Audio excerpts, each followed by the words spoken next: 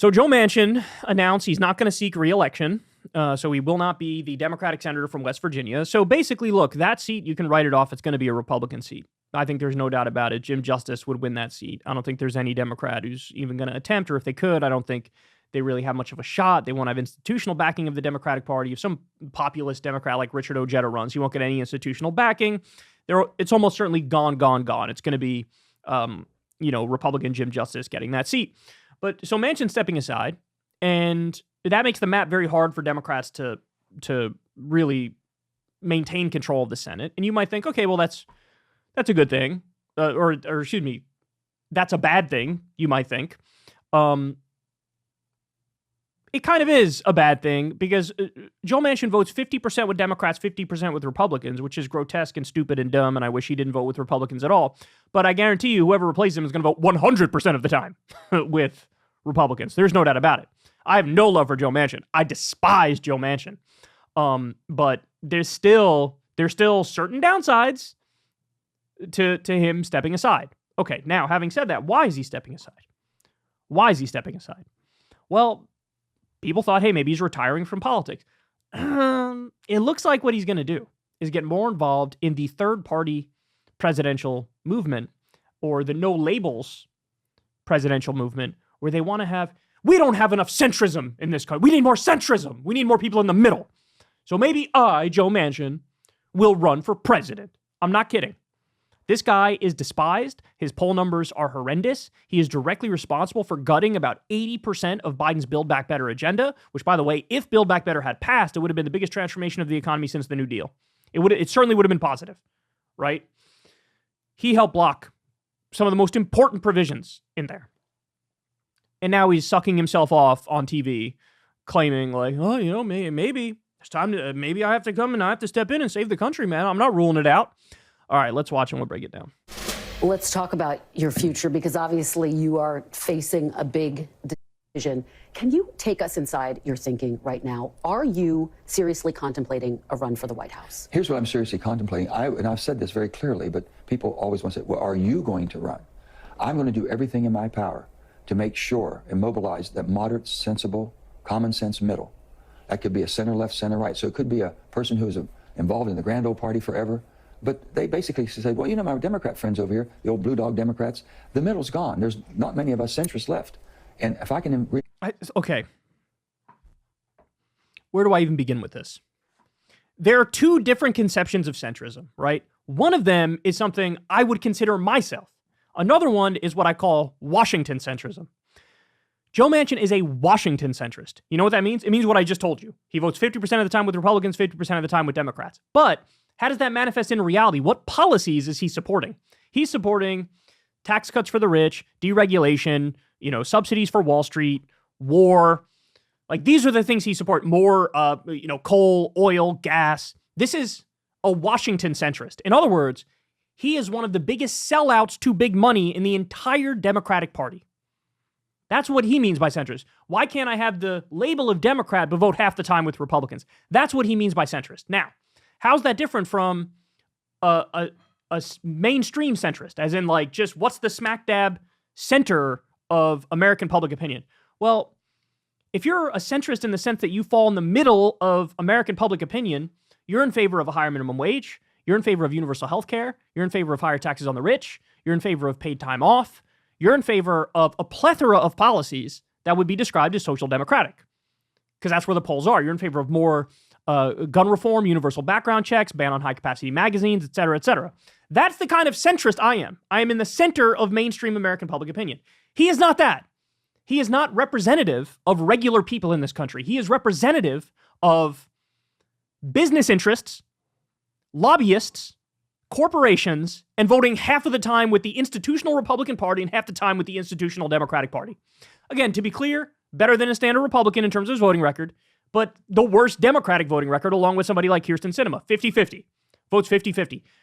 Nobody in the country is crying out for more of Joe Manchin's politics. And by the way, you know who's very, very close to Joe Manchin? There's a guy running by the name of Dean Phillips. Standard centrist Democrat, very pro-business, loves the lobbyists, loves corporations. That he's just like Joe Manchin. Why would Joe Manchin not just support Dean Phillips? You know who else is very similar to Joe Manchin? Joe Biden. I'd say Dean Phillips is probably closer, but Joe Biden's pretty damn close himself. But of course, now Joe Manchin looks at Joe Biden. Oh, this is radical left-wing extremism. That's the problem with Joe Biden, is that he's done too much too fast. No. You know what president actually did, quote, too much too fast? FDR, and he was beloved by the entire nation. That is not Joe Biden. So he's very similar to Dean Phillips. He's also pretty similar to Joe Biden. Instead of looking at them and saying, let me support one of them to defeat Trump, because he's about to go get into how much he hates Trump in a second, he thinks, why don't I come in and save the day?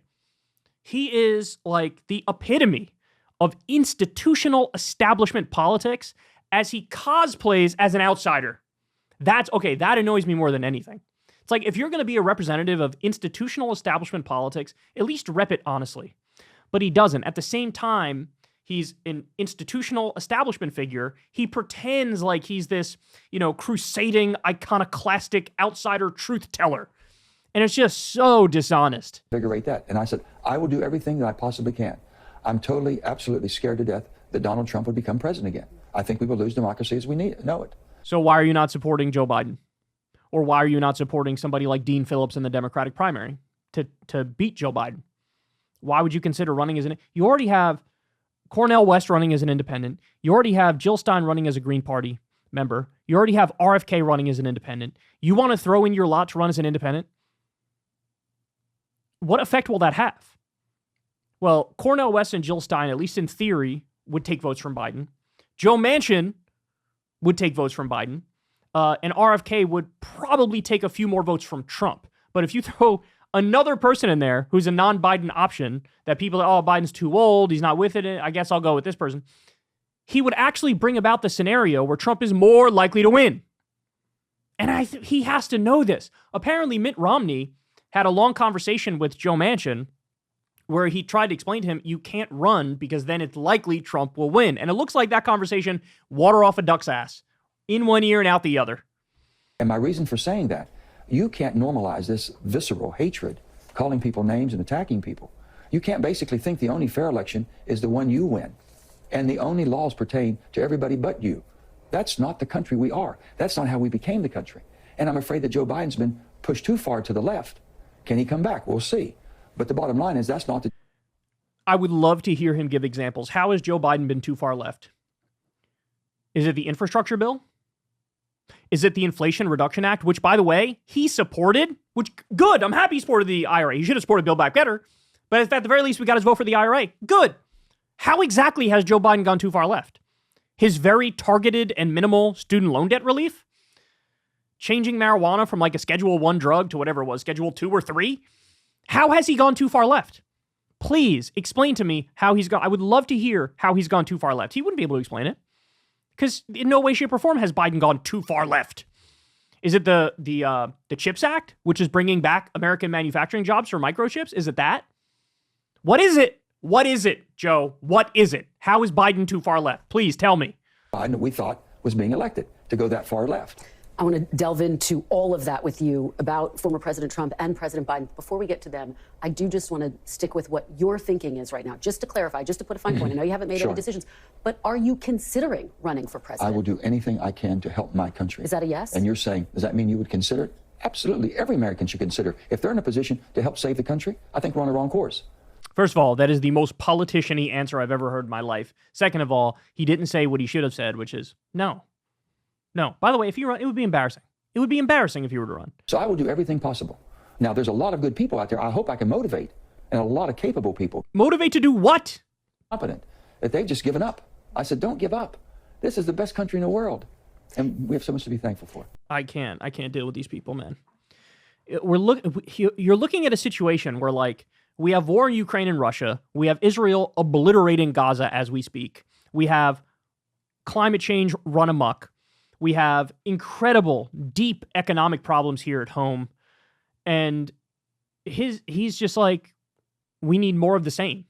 Because he's a centrist. He's an institutionalist. He loves the establishment. He's got backing by major corporations. And like, what world does Joe Manchin want? What does he want? It looks to me like you want basically what we have. So I don't cosplay as some like outsider, oh, I got to come save the country or whatever. No, what would it require to save the country? What it would require is ending the corruption, which Joe Manchin is a huge participant in.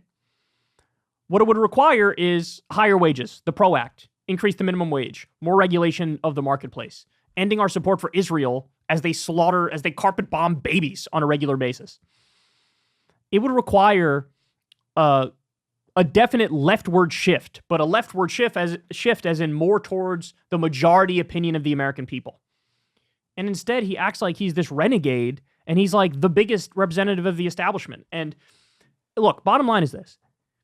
If he really even believed these things, he would either support Dean Phillips or Joe Biden, which tells me what? He's just got a massive ego, and he's a narcissist, and he thinks I'll be the guy to save the country by doing more of the same. So look, it's either going to be him or No Labels is going to run somebody else, but that's what it looks like is going to happen. So now you're going to have, once you get to the general election, you will likely have Biden and Trump as the two major party candidates. Then you also have Cornel West Independent, RFK Independent, Jill Stein, Green Party, and then throw in one more quote-unquote centrist independent candidate. Could be Joe Manchin, could be somebody else that No Labels convinces to run. But, you know, I honestly thought, and this is my fault, I'm an idiot for thinking this for even a second, I honestly thought No Labels was smart enough to realize, hey, look, if we do run anybody, we're helping Trump. Which, look, kind of leads to the inevitable conclusion of, do they really prefer Biden to Trump? No, maybe they do prefer Trump. Maybe that's what this is all about. They actually want to help Trump win. Now, they swore up and down they're anti-Trump, right? In some key ways, they do disagree with him. They don't like that, destroying the peaceful transfer of power type thing. But how else am I supposed to interpret these actions when everybody and their mother knows this is more likely to get him elected, to get Trump elected? Why would you do it unless you want to get him elected? Because whatever goofy-ass candidate you're going to run is not going to come anywhere near winning. As far as the other candidates that are outside of the Democrats and the Republicans who would run in the general election, the one who's likely to do the best is RFK, based simply on, name recognition, right? The others, they'd be lucky if they get to 3 or 4%. But, what are you doing here? What's the point? What are you doing? Maybe he just wants cameras on, and maybe he just wants to massage his ego. Maybe he just wants to talk about how special he is and how he'll save the country, or his ideas will save the country. Dude, your ideas drove us into the ditch in the first place. They did. And last thing we need is more Kyrsten Sinemas or Joe Manchins, people who get in there as Democrats and then vote 50% with Republicans. No, we need a bold social democratic agenda that represents the center of American public opinion, not the center of Washington, D.C. and the swamp. And again, that's who Joe Manchin is, and that's who he represents. All right, guys, that's the show. I love you all very much. Everybody do me a big favor. Please click subscribe to the channel. Deeply appreciate it. Trying to grow the channel as much as humanly possible. Also, click that bell icon so you get a notification every single time a video drops. You can support the show on Patreon or tip on YouTube. There's a thanks button below. Remember, I've never had a conversation with an advertiser. You help out massively if you give $2 a month or $5 a month or whatever it is. You can also sign up for Crystal Kyle and Friends on Substack. That link is below as well. And that's all I got for you today, man. Everybody have a great rest of your day, and I'll talk to you tomorrow. Hey, y'all, do me a favor and like and subscribe. It helps out big time in the algorithm. Click the bell as well for notifications when videos drop, and watch that video on screen right now. You know you want to.